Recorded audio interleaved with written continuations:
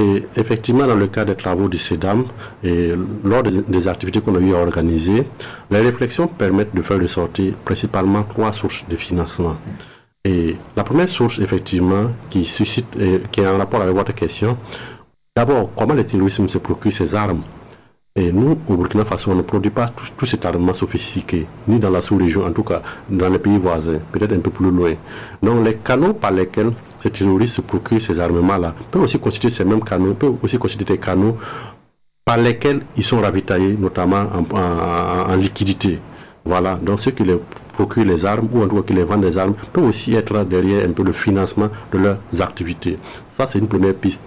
La deuxième piste, effectivement, c'est que ces groupes terroristes-là vivent de trafics divers. Voilà, il y a le trafic de drogue, il y a le trafic de stupéfiants. Il y a aussi, et pendant un temps, la prise d'otages aussi constituait aussi une source, une manne financière non négligeable avec le versement des rançons. Certes, depuis un bout de temps, cette problématique-là s'est un peu affaissée, mais c'était aussi une source de financement non négligeable. Et enfin, le dernier canal de financement, c'est quoi? Ce sont les sites d'orpaillage.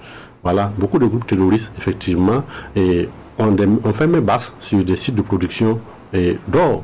Voilà, et cette situation existe que ce soit aussi bien dans le nord ou bien dans l'est.